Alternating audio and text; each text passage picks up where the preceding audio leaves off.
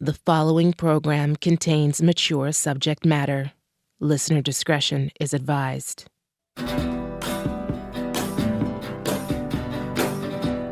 You are listening to Someone Knows Something from CBC Podcasts. In Season 5, David Ridgen travels north to Thompson, Manitoba to investigate the 1986 murder of Kerrie Brown. This is Episode 5, Part 1. Rolly. Hey, so what's up? Oh, really?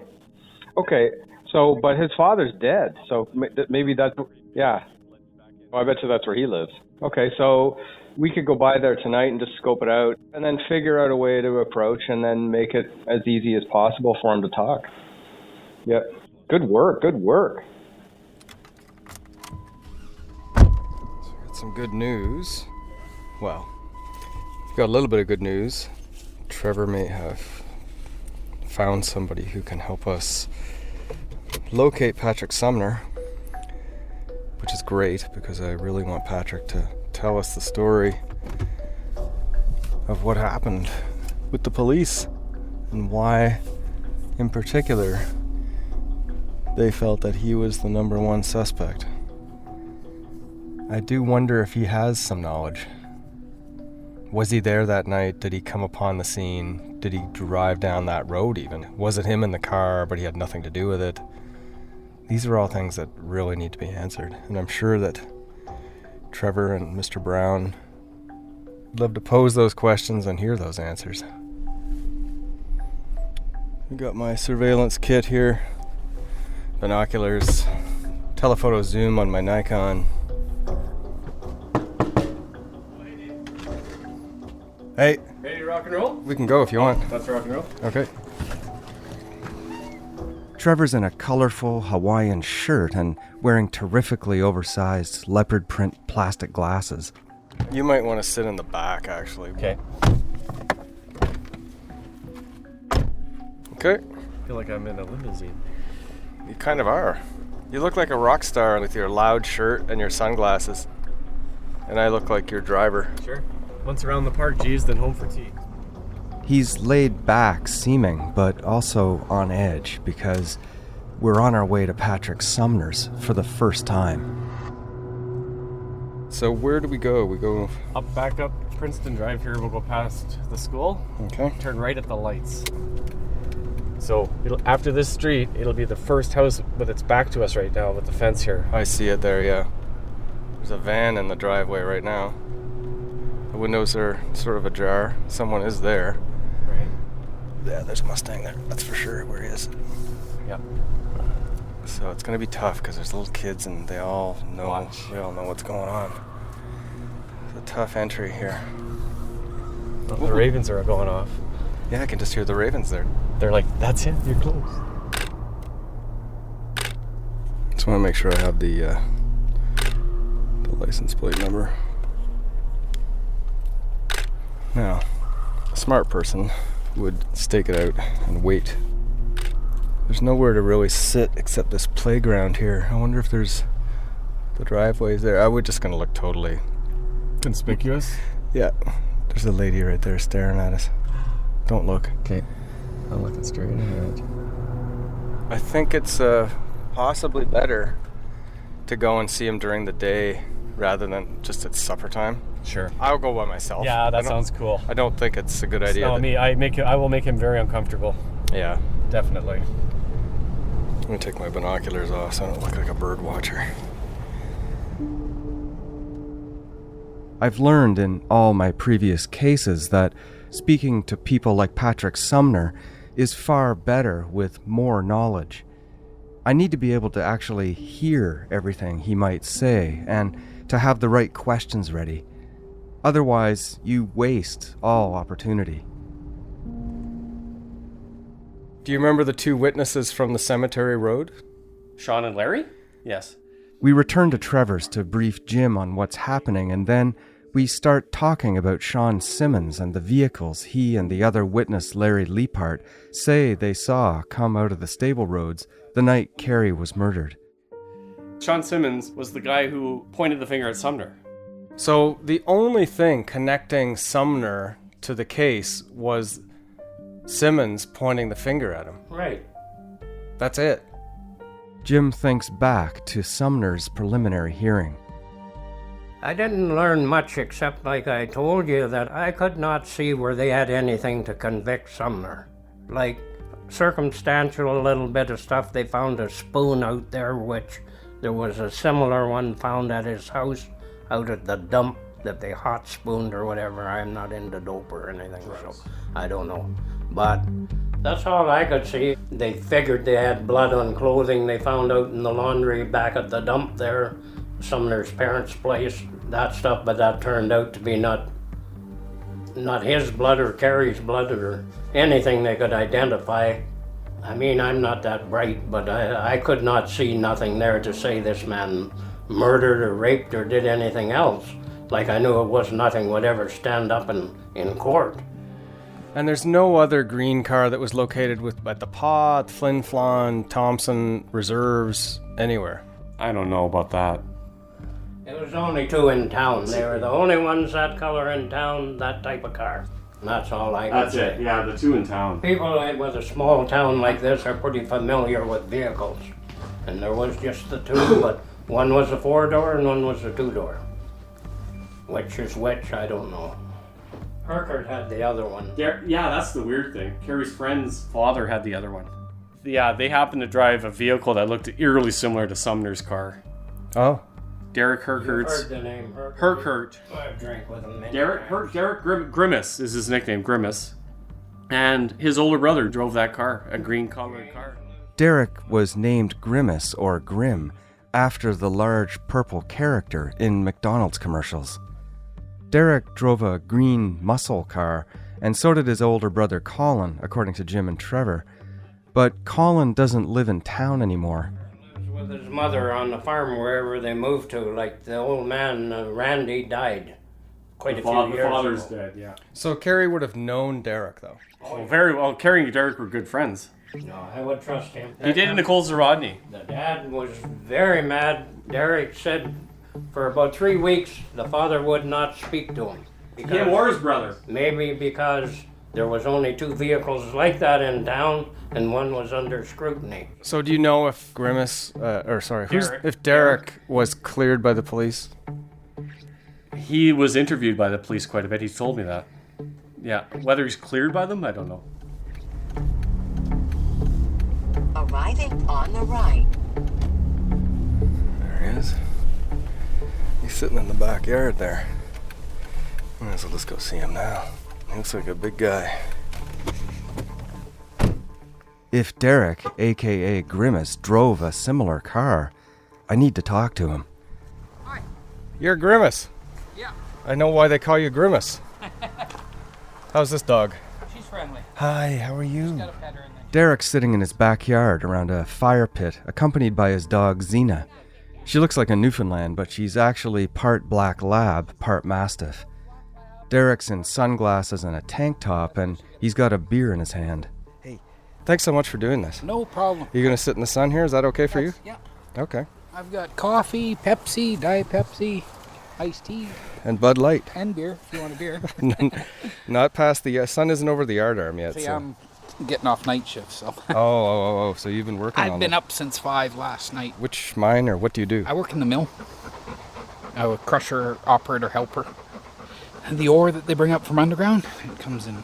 We just crush it down to smaller size so it can go into the mill, and they grind it down to powder so they can ship it to the smelter. Nickel. Have you always had the nickname Grimace? Since I was 15. So yeah, I've had it for a long time. Even at work, my boss calls me Grimace. Really? Yeah. Derek Herkert. Yeah. Okay. What age were you then, Derek? Oh, so 16 or 17. Probably 17. Tell me about your memories of the time when Kerrie was murdered.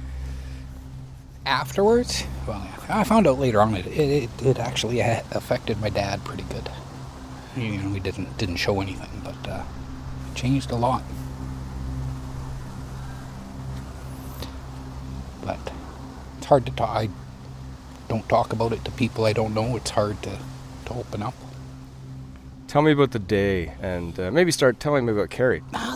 There was the group of them, like Kerrie and Rhonda and Nicole, and we just hung out every weekend. There was roughly about 20 of us, and it was always a pretty close group. Grimace was also at the Trout Avenue party where Kerrie went missing. It seemed pretty normal. I had to go home early that night, but I could have swore she was still there when I left, but it was just a regular Thursday night. We had no school for Friday. Do you remember seeing Kerrie Ann at the party? Well, yeah. Because I usually had the vehicle, but that night I didn't, because I'm usually picking up a bunch, dropping off, people going everywhere. There was always one or two that were always, first couple of hours, drive here, pick somebody up. Somebody had to go somewhere else. So you were the usual sort of designated driver? Well, there was a couple of us. I had a car, and, Doug had a car. Kerrie and Nicole were going to leave, and then Nicole went back for her purse or something, and then she came back out and Kerrie was gone.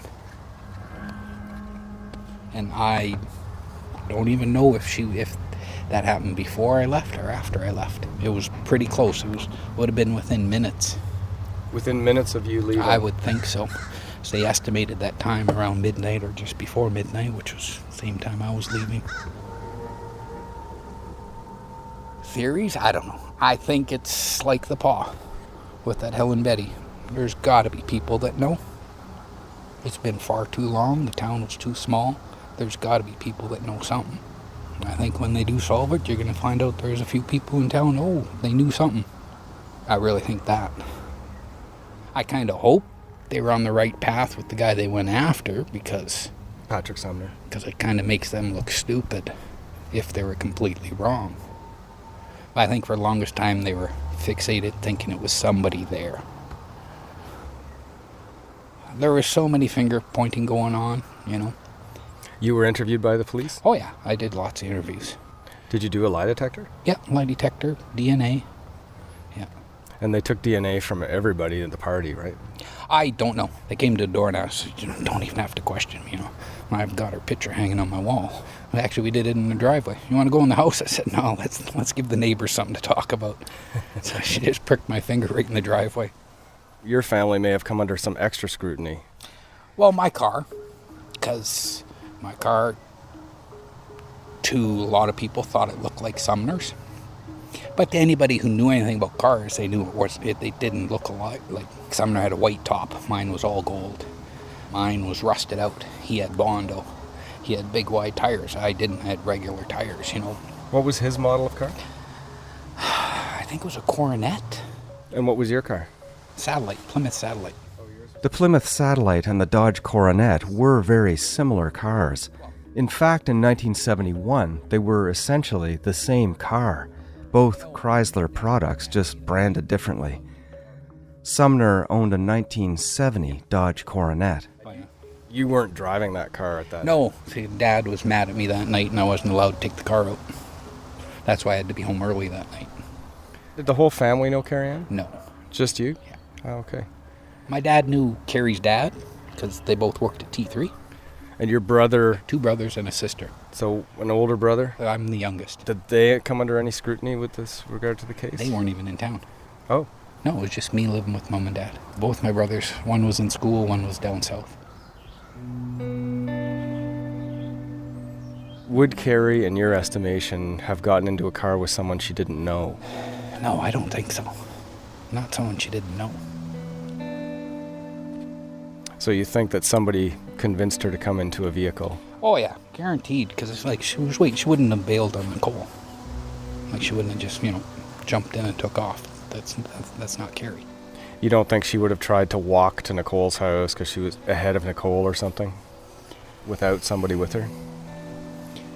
See, Nicole's house wasn't too far away, so that maybe, but I would think she would wait a few minutes.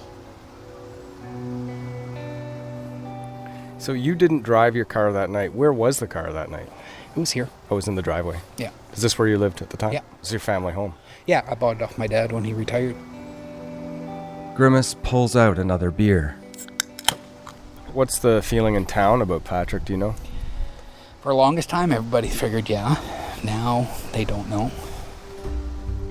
See, it took, I think 15 years before we found out they have 2 different DNA samples. And we didn't know. From 2 different perpetrators? Yeah. And something about the floor mats and an air mattress, they got stuck. Like, we didn't find that out till years and years later. Do you know anything about RCMP looking into the various older cars up here? Did you hear anything from RCMP directly or anybody else who said how many cars they were able to look into? I don't know. They took pictures of my car, but that was it. Because, well, Kerrie's been in the car, but yeah, all they did was take pictures of my car. It seemed like once they got Pat, they fixated all on Pat. You don't still own the car? No. They sold it? No, it was a beater. The car talk brings someone else to Grimace's mind. That Rolly Becker seems to know a little bit. Who's Rolly? Rolly Becker? He had a body shop here, and he did lots of commenting on there. And he said he talked to a cop years ago. And is he still in town? Yeah. Do you know him? I know who he is. Do you know where he is? Rolly Becker. Oh, their great name.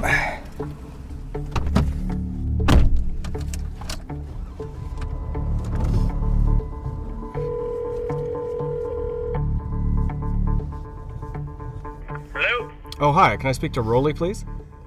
Who is it? This is Dave Ridgen calling from CBC Radio. BBC Radio? Yeah. What's it about? Are you Rolly? Sure. Oh, okay. I'm doing some work on the Kerrie Brown case, and your name has come up as somebody who might be good to talk to. So I was wondering if you'd be interested in just chatting with me for a bit about that case, if I could come and see you. Okay, 1 second.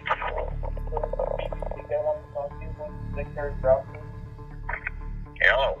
Rolly. Okay, so you're Rolly. All right. Mm-hmm. So I was wondering if you would have a... Why would my name come up? And what's your angle on it? I don't really have an angle other than just trying to find out who did it, of course. Yeah, no, I wouldn't mind finding out who was responsible myself. Do you have any time this afternoon? When? I could come and see you right now if that's all right. Yeah, okay. Okay. But I'll probably be in the garage. Okay, what's your address?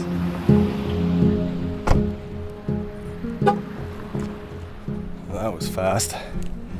Oh, look at all these old vehicles here. Oh, that's an old car.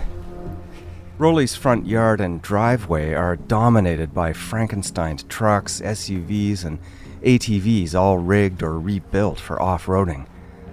There are parts everywhere in a kind of organized chaos. At the back of the house, a large garage workshop with a closed door. I'm guessing he's in here. Hey, are you the first Rolly I talked to? Yeah. The first one. Good one. Torrance, Rolly's teenage son who answered the phone, has short black hair and is in a black t-shirt and pants.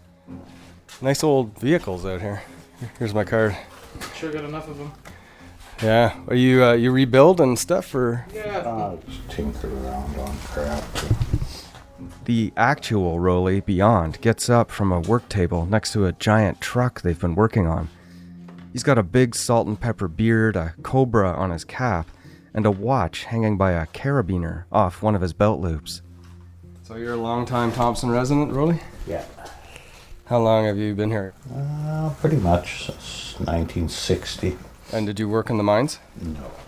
Never an Inco man? No, my dad worked for Inco, so I knew enough not to. Well, it was good growing up. You know, it was a small community. As kids, we were just always out in the bush building forts, catching frogs, whatever.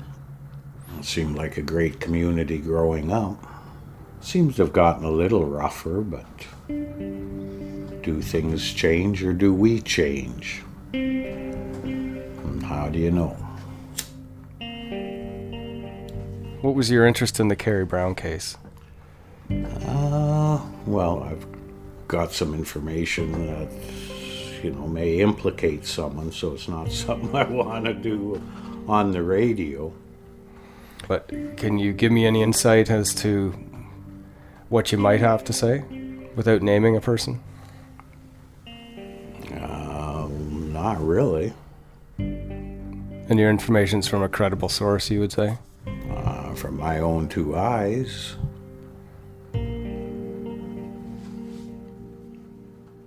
After a few minutes and a bit of convincing, Rowley tells me what he knows.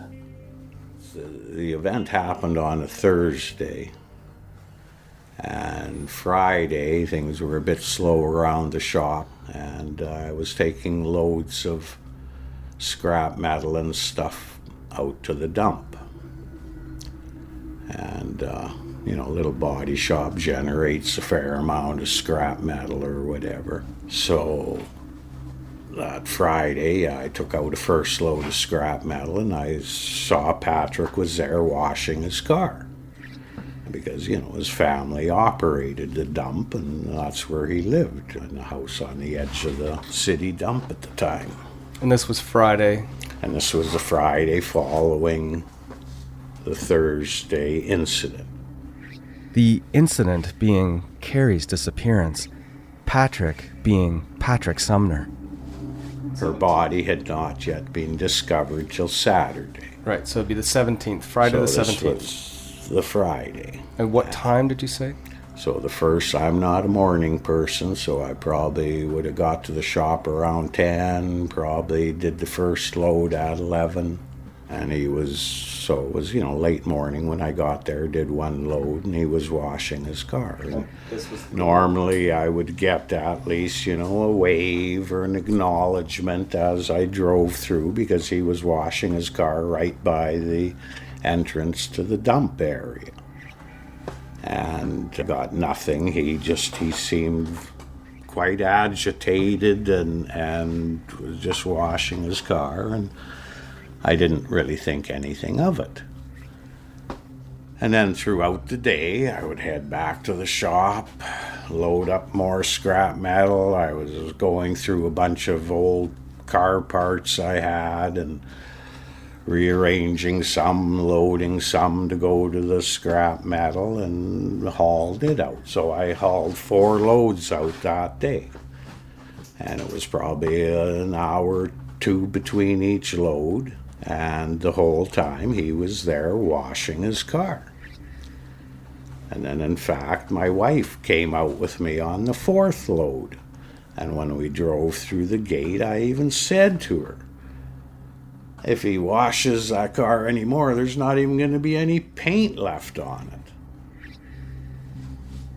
And the thing was, it was no show car. The car already had spots of primer on it. So like I say, it's not something you would be spending the whole day cleaning. I mean, young guys have pride in their cars and, can almost be OCD about their cars. But still, I just thought it was a bit odd. And then Saturday, her body was discovered, and then within a few days, Patrick Sumner was in custody. My best information is that Sumner was taken in for questioning the day after Kerrie was found, based on Sean Simmons pointing him out to police. But Sumner's actual arrest didn't come until later in the following week, on Thursday, October 23rd. And so then everything clicked that, okay, well then it's obvious why he seemed so agitated and was persistent in cleaning his car for the entire day. Did he ever talk to you on any occasion on that day? No. I had heard from a guy working in the court that they couldn't even find his fingerprints in the car. They couldn't find Patrick's fingerprints. Because he cleaned it so good. Because it was, he spent all fucking day cleaning it. Yeah, I don't know when he started or when he even finished, but he was continuously cleaning it from 11 o'clock to 4 o'clock that I know of. That's a lot of cleaning. A 1970 Dodge Coronet 500. It wasn't the Coronet 440, it wasn't a Super B, it was just a 318 904 transmission, crappy Dana rear-ended 1970 Coronet 500. Okay, that's good to know. Rowley's story about Sumner washing his car the day after Kerrie is murdered implies some connectivity when paired with Simmons' observations of the car he saw with its lights off emerging from the stable roads the night before. But it's still circumstantial at best, and Rowley himself has questions when it comes to which car may have been seen at the stable roads. But, a lot of it just doesn't add up as to what car was seen and then which car was then pointed out. The RCMP officer that I talked to said that someone had seen a green Dodge muscle car leaving the area and passing them on the shoulder. And it appeared that they had shifted gears with a floor shifter as they went by on the shoulder. Sean Simmons at first felt the car he saw coming out of the stable roads with its lights off was more green in color, but then says that after seeing Sumner and his car at the gas station in the following days, what Sean calls a puke brown and what others call a more gold or tan color, that this car still matched what he saw. And remember, Sean Simmons also says he's very sure that he actually saw Sumner at the wheel, regardless of the exact color. And yet Patrick's car obviously was gold, and it was an automatic on it with a column shifter, because I ended up with his car after the RCMP had tore it apart looking for evidence. I hadn't heard about the question of floor versus column shifter and standard versus automatic in the evidence, and I asked Sean Simmons about this when I saw him. As the car passed you on the shoulder, did you notice a gear shift happen? Did you notice him shifting gears? No, I don't recall that. I don't have a memory of that. If Rowley's recollection of the RCMP officer's assertion is accurate, the gear-shifting observation must have come from the other witness that night, Larry Leapart, whom I have yet to find. What state was Patrick's car in when you got it? Well, the interior was all gutted and just sort of tossed back in there. Was it usable, like drivable? It probably still ran. I don't know. It had been sitting for a long time, and I was just using it for parts for an identical car as that I was building at the time. So, how do you know it was his car that you got? How do I know it was his car? Because I bought it off Patrick. Okay. I mean, I knew Patrick. He had bought the car originally off an employee of mine at the time. Okay. That makes sense. I was familiar with the car, and I was familiar with Patrick to some degree. I wasn't buddies with him, but I'd always see him around. And like I say, he was a customer of mine at the time. We had the same car as the one I was working on. So, there wasn't many of them at the time. I think there was only 3 in town, and the other one I also had as parts of that exact style.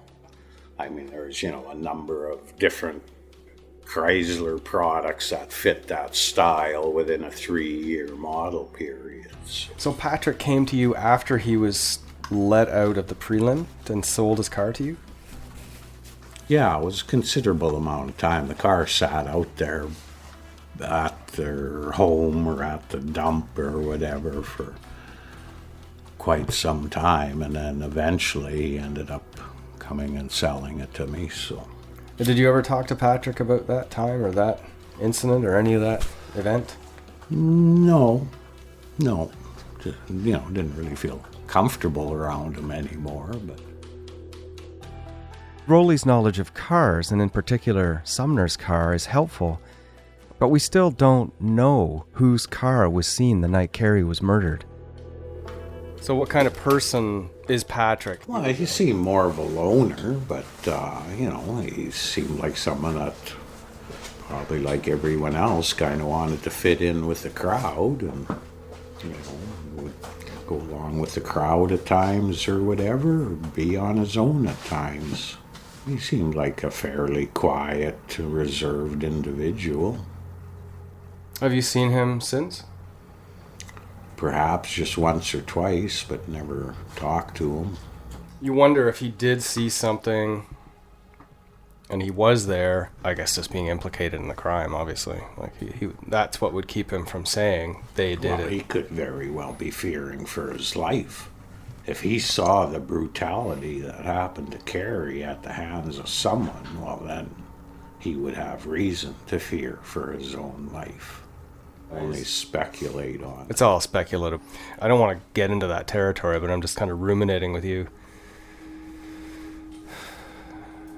I even asked the RCMP officer at the 10-year mark when they reopened the investigation there. I had said, did the tire tracks of the stuck vehicle match Sumner's vehicle? And he said, no, they did not, but he may have changed his wheels and tires.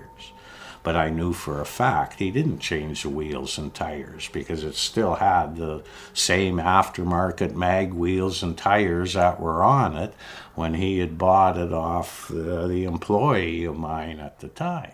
So you saw the car before it went to Sumner and after it came from Sumner? Yeah, and it came back exactly as it had gone to him. It still had the same wheels and tires on it. But that RCMP officer was able to confirm, to your memory, that Sumner's tires did not match whatever vehicle was stuck. But then who knows if the vehicle that was stuck, it was even related to the incident with Kerrie Brown. You know, what I witnessed Patrick doing at the time to me seemed very strange. Then once they had him in custody, I thought, okay, it's a wrapped case, and what I had seen now makes sense, how he was acting. But then once he was released, because all they had was circumstantial evidence. But then when they reopened it at the 10-year mark, then I got a hold of the officer in charge of that, and he had even said, he says, if you get enough circumstantial evidence, it may make a case. I mean, yeah, people always, the truth, what's the truth? In actual fact, the truth is pretty near irrelevant because people will believe whatever they want to believe anyway. Well, thanks so much. Really nice to talk to you. Well, I hope I can help. I mean, I, really feel for Kerrie Brown and her family. And like I said, when little Ian come around the shop lots, sold him a car, ripped my heart out when I heard what happened to his sister. But, I hope no one takes any offense of anything I've said, but... there's some things burned in my memory, and just recollecting things the best that I can.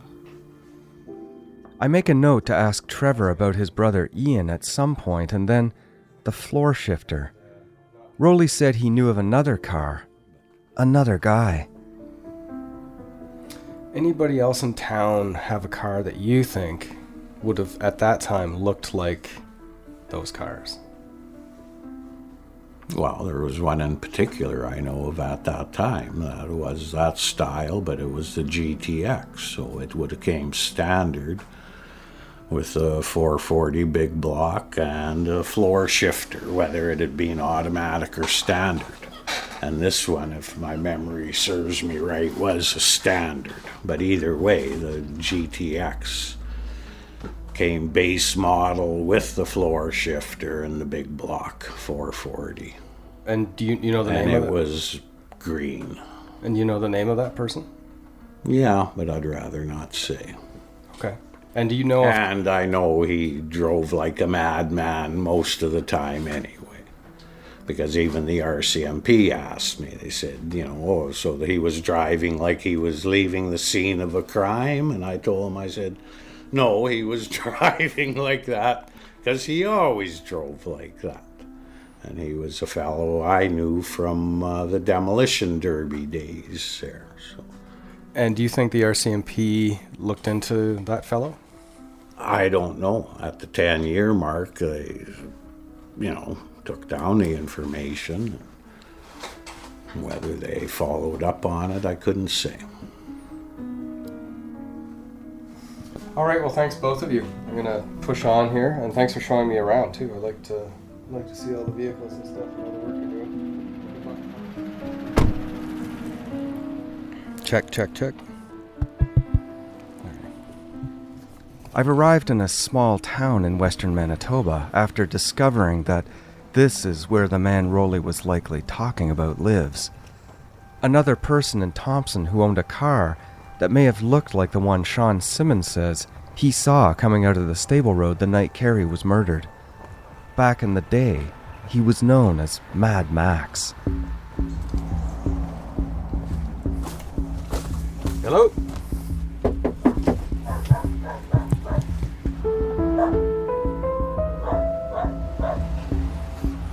Okay. Oh, hello. Hi, dog. This might be Max's place. There's a wasp in there. Watch out, doggy. You're gonna get stung. It's